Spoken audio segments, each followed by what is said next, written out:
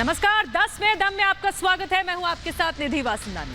नमस्कार, मैं हूं आपके साथ विवेक शांडिल्य। आपको बताएंगे आज की वो तमाम बड़ी खबरें जो दिन भर सुर्खियों में रही। सबसे पहले बात होगी आज की सबसे बड़ी खबर की।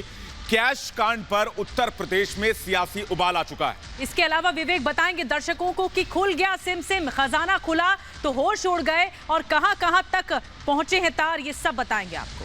साथ ही बात करेंगे कानपुर के प्रधानमंत्री के दौरे की। कानपुर पहुंचे प्रधानमंत्री मोदी, मेट्रो की सौगात दी, तो क्या मेट्रो के जरिए लखनऊ पहुंचने की तैयारी है? बिल्कुल, और साथ में कैसे अमित शाह ने प्रहार किया बबुआ पर, यह भी आपको बताएंगे 10 में दम में। लेकिन इससे पहले आपको बता दें, रिपब्लिक भारत आपसे जुड़े हर एक मुद्दे की आवाज उठाता है, तो आप भी अपने आवाज उठाएं और रखें अपने विचार कू ऐप पर। कू ऐप के यूजर्स के लिए हमारी आज का सवाल यह है कि डीआरआई की जांच से पीयूष जैन के और काले कारनामों का क्या खुलासा होता जाएगा? अभी डाउनलोड करें कू ऐप, रखें अपने विचार अपनी भाषा में।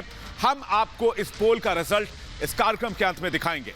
लेकिन सबसे पहले बात करते हैं आज की सबसे बड़ी खबर की। सबसे बड़ी खबर उत्तर प्रदेश में सियासी उबाल है। बिल्कुल, कैश कांड पर कैसे सियासत हो रही है और बीजेपी ने तो विवेक मुद्दा बना दिया कैश कांड को लेकर। विपक्ष पर जमकर आज प्रधानमंत्री बरसे।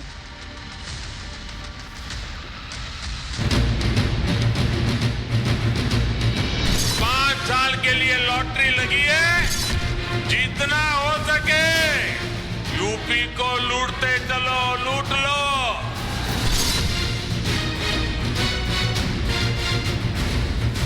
इनकम टैक्स विभाग ने रेड लगाई। भाई अखिलेश को पेट के अंदर बहुत मचलन हो। रहस्यमय त्रिलोक से सोने चांदी और अरबों रुपए के मिले अंबार से सबकी आंखें चौंधिया गई हैं। काली कमाई का काला सच सामने आते ही यूपी में नोट वाली सियासत शुरू हो गई। त्रिलोक की रहस्यमयी दुनिया को लेकर बीजेपी और समाजवादी पार्टी में जबरदस्त जंग छिड़ गई है। बीजेपी ने नोट को ही सियासी मुद्दा बना लिया है। जो लोग पहले सरकार में थे वो इस मानसिकता के साथ सरकार चलाते थे कि 5 साल के लिए लॉटरी लगी है, जितना हो सके यूपी को लूटते चलो, लूट लो। इनकम टैक्स विभाग ने रेड लगाई। भाई अखिलेश को पेट के अंदर बहुत मचलन होगी। आज उनको जवाब देते नहीं बनता है। ये समाजवादी अत्तर बनाने वाले के वहां से 250 करोड़ रुपया कैश मिली है। 250 करोड़ रुपया। छापेमारी में मिली अरबों रुपए की संपत्ति हर तरफ छाई हुई है। गड्डियों का पहाड़ देखकर हर कोई हैरान है। सबके जहन में एक ही सवाल है, इतने सारे रुपए कहां से आए, कैसे आए? यूपी की हर सियासी रैली में नोट का मुद्दा गूंज रहा है। बीजेपी नोटों के मिले अंबार को एसपी से जोड़ने में जुटी हुई है। कानपुर के सियासी दौरे पर पहुंचे प्रधानमंत्री मोदी ने मिले अकूत संपत्ति को भ्रष्टाचार का इत्र बताया। भ्रष्टाचार का जो इत्र उन्होंने पूरे यूपी में छिड़क रखा था, वो फिर सबके सामने आ गया है। लेकिन अब वो मुंह पे ताला लगा के बैठे हैं, क्रेडिट लेने के लिए आगे नहीं आ रहे हैं। ये यूपी की गरीब जनता का लूटा हुआ 250 करोड़ ये अत्तर वाले के घर से निकला है मित्रों, अत्तर वाले के घर से। अखिलेश जी, आप हमें डराने का प्रयास न करो।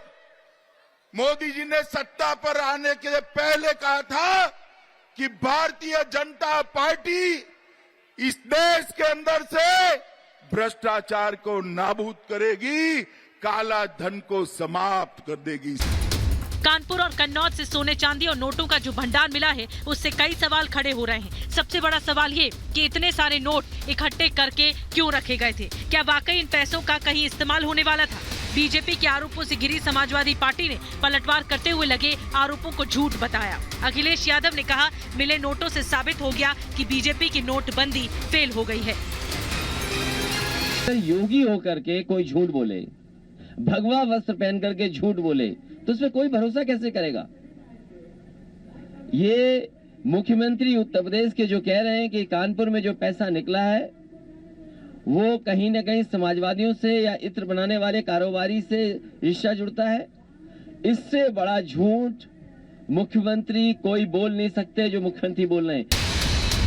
कानपुर से प्रधानमंत्री मोदी ने तो यूपी के सियासी दौरे पर पहुंचे गृह मंत्री अमित शाह ने नोट को लेकर एसपी पर जोरदार हमला बोला। शाह ने तंज कसते पूछा कि नोट मिलने से अखिलेश परेशान क्यों है। इनकम टैक्स विभाग ने रेड लगाई, भाई अखिलेश को पेट के अंदर बहुत मचलन होगी। नोटों से जुड़े सैकड़ों सवाल हैं जिनका जवाब मिलना अभी बाकी है, लेकिन इन सैकड़ों सवालों के बीच सच्चाई यही है कि जो नोट मिले हैं वो जनता की गाढ़ी कमाई है, जिसे पीयूष जैन ने गलत तरीके से अपनी तिजोरी में भरा। सवाल ये है कि पैसे पीयूष जैन की तिजोरी तक कैसे पहुंचे, कौन है इस पूरे कांड का mastermind. Bureau report, Republic Bharat. और आपको बता दें कि इत्र कारोबारी धीरे धीरे राज खोल रहा है। इतना शातिर है पीयूष जैन कि उसने अपनी चोरी छिपाने के लिए खटारा स्कूटर से सफर किया ताकि किसी को भनक तक नहीं लगे। विवेक। बिल्कुल, और जब खुलासे हुए तो जांच अधिकारियों की आंखें फटी की फटी रह गई। कन्नौज से लेकर कानपुर तक जब नोट के जखीरे सामने आए तो हर कोई यही कहने लगा कि आखिर खुल गया सिमसिम।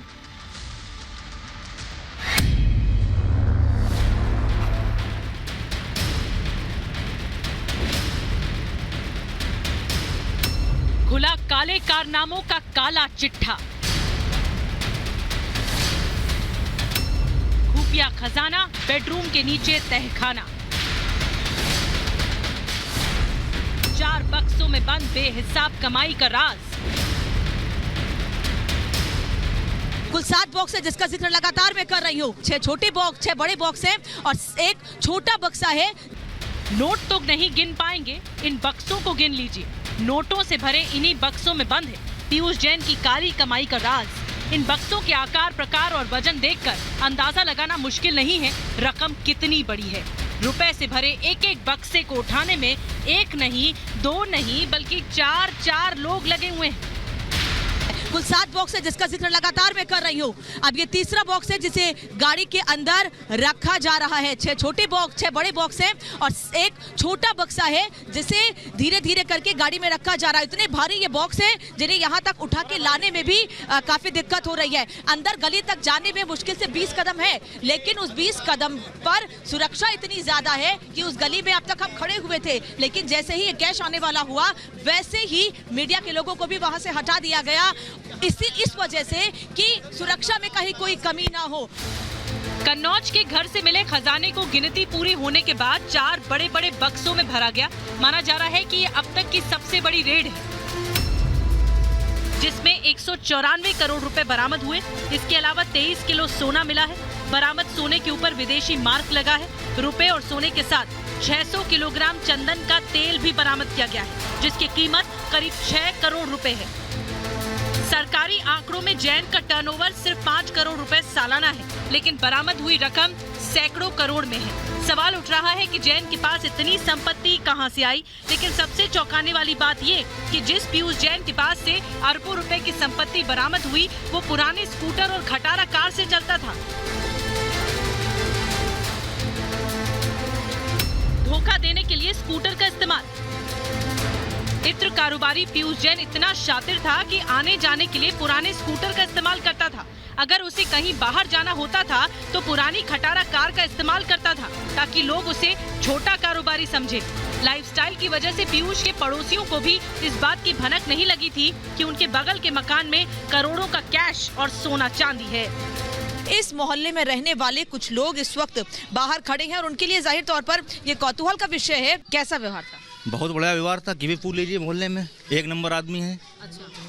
कोई आज तक कोई मतलब किसी गलत नहीं बोला होगा उन्होंने पूरे समाज में। कभी अंदाजा रहा कि इतना कैश? देखो मैडम, कैश क्या आएंगे तो कोई नहीं बता सकता था। तो टैक्स चोरी हुई ना, धन कुबेर है टैक्स चोरी। अब तो हुआ तो क्या कर सकते इसका। डीजीजीआई की टीम ने सबसे पहले कानपुर के घर पर छापेमारी की, जहां से करीब 177 करोड़ रुपए मिले। इसके बाद टीम ने पीयूष जैन के कन्नौज वाले घर पर छापेमारी की। वहां से टीम को करीब 18 करोड़ रुपए मिले हैं। अब तक की रेड में करीब 194 करोड़ रुपए मिले हैं। पीयूष जैन के घर पर नोटों के बंडल गिनने के लिए करीब 19 मशीनों का सहारा लिया गया था, जिसके साथ कई अहम दस्तावेज मिले हैं, जिससे कई खुलासे होने की उम्मीद है। Bureau report, Republic Bharat. चलिए खबरों में आगे बढ़ते हैं और यूपी सरकार का सबसे फास्टेस्ट बनने वाला जो प्रोजेक्ट है वो है कानपुर मेट्रो रेल, जिसकी सौगात आज प्रधानमंत्री नरेंद्र मोदी ने दी। बिल्कुल निधि, और न सिर्फ प्रधानमंत्री नरेंद्र मोदी ने सौगात दी बल्कि दिसंबर में प्रधानमंत्री ने एक के बाद एक उत्तर प्रदेश में कई विकास कार्यों का लोकार्पण और शिलान्यास किया है। तो क्या विकास के मुद्दे के आधार पर योगी आदित्यनाथ की वापसी 2022 में होने जा रही है? ये देखना दिलचस्प होगा। के साथ ही कानपुर मेट्रो रेल परियोजना के प्रथम सेक्शन का शुभारंभ।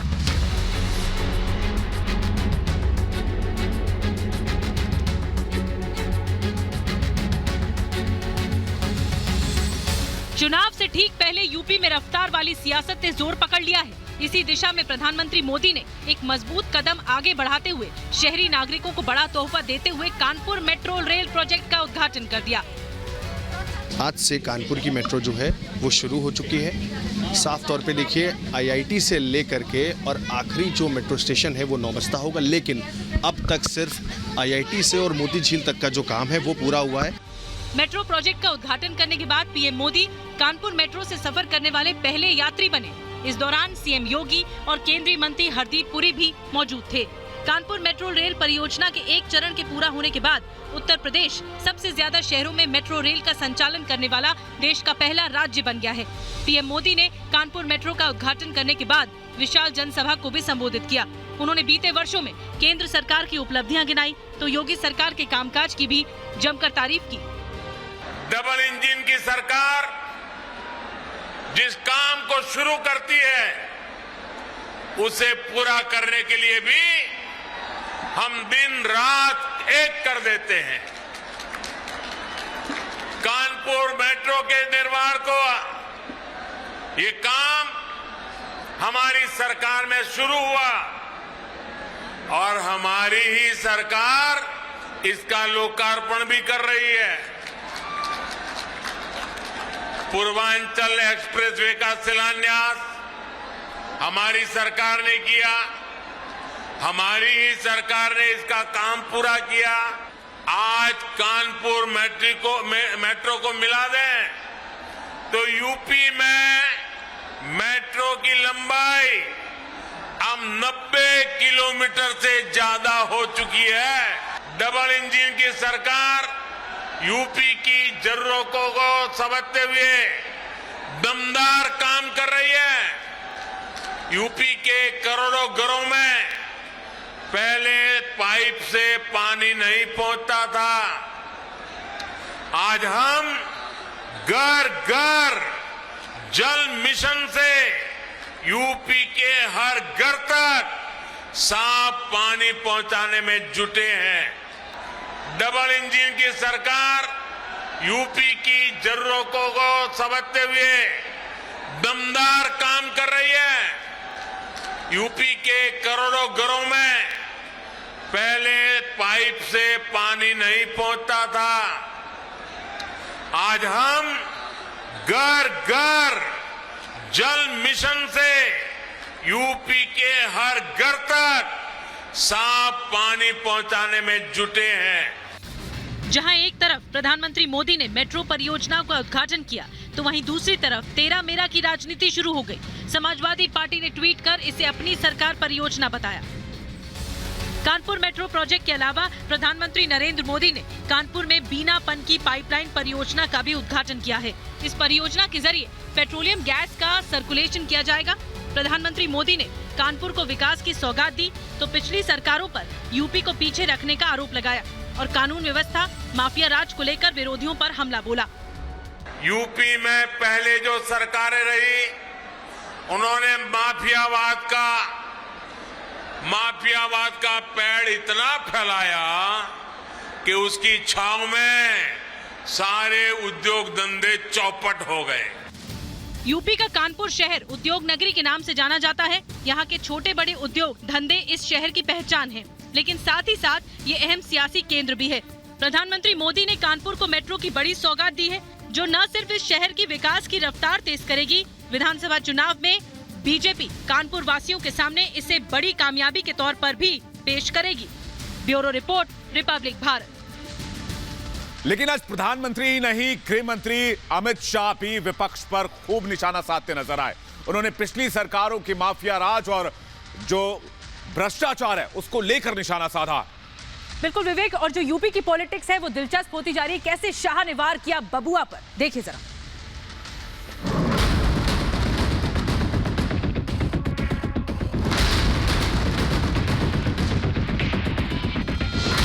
यूपी के सियासी मैदान में उतरे दिग्गजों की वजह से मंगलवार का दिन गहमागहमी से भरा रहा, जहां एक तरफ प्रधानमंत्री नरेंद्र मोदी, गृह मंत्री अमित शाह और बीजेपी अध्यक्ष जेपी नड्डा ने सूबे के अलग अलग हिस्सों में जनसभाओं को संबोधित किया।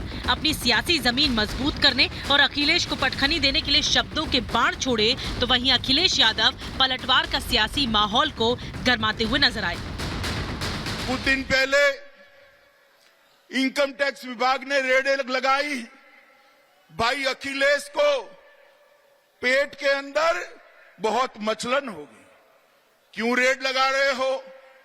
ये राजनीतिक फैसले हैं। जहां तक इस तरह की बात है ABCD, कम से कम उनको अपने मुख्यमंत्री को ABCD सिखाना चाहिए, क्योंकि वो ABCD नहीं जानते हैं, इसीलिए उत्तर प्रदेश का विकास नहीं कर रहे हैं। और उत्तर प्रदेश के विकास को रोकने का काम अगर कोई कर रहा है तो यही ABCD वाले लोग हैं। प्रधानमंत्री मोदी और सीएम योगी ने कानपुर को मेट्रो की सौगात दी, तो गृह मंत्री अमित शाह ने हरदोई और सुल्तानपुर में जनसभाएं की और अखिलेश यादव पर जमकर बरसे। ये समाजवादी पार्टी की ABCD ही उल्टी है। इनका है ए से मतलब है अपराध और आतंक, बी से मतलब है भाई भतीजावाद, सी से मतलब है करप्शन और डी से मतलब है दंगा। हापुड़ के गढ़मुक्तेश्वर में बीजेपी अध्यक्ष जेपी नड्डा जन विश्वास यात्रा में शामिल हुए। उन्होंने योगी सरकार के कामकाज की तारीफ की तो विरोधियों पर निशाना साधा। जब कमीशन घोटाला करोगे तो कहां से यूटिलाइजेशन लाओगे? बेकरार है गठबंधन के लिए, इसलिए क्योंकि इनके बुरे दिन हैं और उत्तर प्रदेश के जनता के अच्छे दिन हैं। बीजेपी नेताओं ने योगी सरकार की उपलब्धियां गिनाई तो एसपी अध्यक्ष अखिलेश यादव ने बीजेपी पर तीखा हमला बोला है। उन्होंने कहा कि बीजेपी झूठे प्रचार कर रही है, हकीकत में जमीन पर कोई काम नहीं हुआ। भारतीय जनता पार्टी के लोग और खासकर दिल्ली से आने वाले लोग ये बताएं कि उत्तर प्रदेश के किसानों की आय कब दोगुनी होगी। चलिए अब वक्त है आपके सवाल का जवाब देने का। शो के शुरुआत में हमने सवाल पूछा था कि DRI जांच को लेकर, DRI की जो जांच हो रही है उससे पीयूष जैन के क्या और काले कारनामों का खुलासा होगा। रिजल्ट आ चुका है। 83% लोगों ने हाँ में जवाब दिया है और 17% लोगों ने ना में जवाब दिया है। तो इसी के साथ 10 में दम में आज के लिए बस इतना।